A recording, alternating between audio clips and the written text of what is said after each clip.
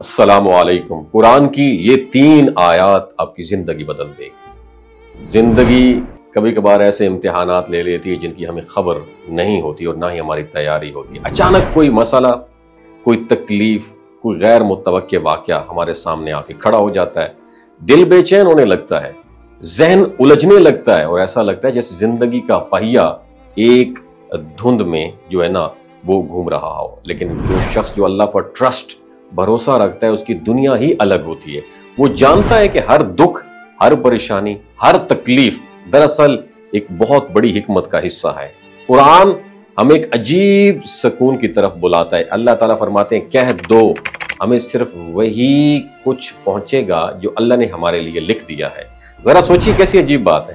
جس رب نے ہمیں پیدا کیا، جو ہماری ہر ضرورت، ہماری ہر کمزوری اور ہمارے ہر خواہش کو ہم سے بہتر جانتا ہے، جب ہمارے لیے وہ لکھ دیتا ہے تو وہ کیا ہمارے لیے بہتر نہیں ہوگا؟ یہ سوچ دل میں ایک گہری ٹھنڈک اتارتی ہے، جیسے کوئی نرم ہاتھ سر پر پھیر دیا اور کہہ رہا ہو ڈونٹ وری اباؤٹ دیٹ، ہر شے میرے حساب سے ہو رہی ہے۔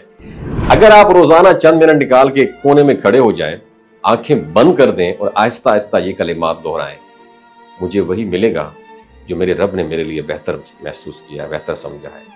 تو اگر آپ محسوس کریں گے پھر بعد میں کہ دل کی بے چینی، اندر کی گھبراہٹ آہستہ آہستہ تحلیل ہونے لگی ہے۔ دن بھر کی تھکن، ٹینشن اور غیر متوقع پریشانیاں جب بھی آپ کو گھیریں تو فوراً اس جملے کو اپنے دل میں دہرا لیں۔ ایک عجیب سی یہ جملہ طاقت عطا کرتا ہے۔ جو انسان اس کو یقین کے ساتھ جیتا ہے وہ کبھی حالات کا غلام نہیں بنتا۔ پھر قرآن ایک اور خزانے ہمارے ہاتھ میں رکھتا ہے۔ کون سی ہے؟ ذرا اگلی آیت سنیے۔ کہو یہ اللہ کے فضل اور اس کی رحمت کی وجہ سے، پر اسی پر خوش ہو جاؤ۔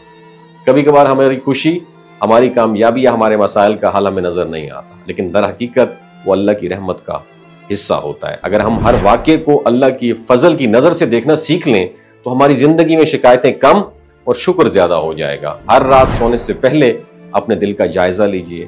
3 ایسے معاملات یاد کریں جنہوں نے آپ کو دن بھر پریشان رکھا۔ اب انہیں ایک لمحے کے لیے اللہ کی رحمت کی عینک سے دیکھیں اور سوچیں شاید اسی میں کوئی بھلائی چھپی ہو جسے میں آج نہیں سمجھ پایا۔ اور اس مشق سے، پریکٹس سے صبر آپ کا بڑھتا ہے، شکر پیدا ہوتا ہے، اللہ تعالیٰ سے روحانی اسپرچول کنیکشن بلڈ ہوتا ہے۔ اور قرآن کی ایک اور حقیقت بیان کرتا ہے قرآن، ترجمہ جس کا یہ ہے کہ جس نے اپنے نفس کو پاک کیا اور اپنے رب کو یاد رکھا وہی کامیاب ہوا۔ اور ہر دن کی شروعات ایک نئے عزم کے ساتھ کیجئے۔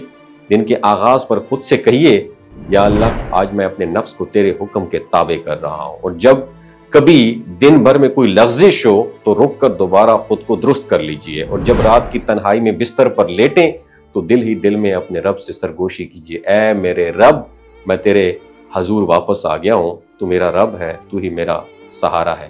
یقین مانیے یہ عمل محض الفاظ نہیں جو آپ کے سامنے دہرا رہا ہوں، بلکہ روح کو سمیٹ کر اللہ کے قرب میں لے کے جانے والی ایک ایسی روشنی ہے جو اندھیروں کو مٹا دیتی ہے۔ وَمَا عَلَيْنَا إِلَّا الْبَلَاغُ الْمُبِينُ۔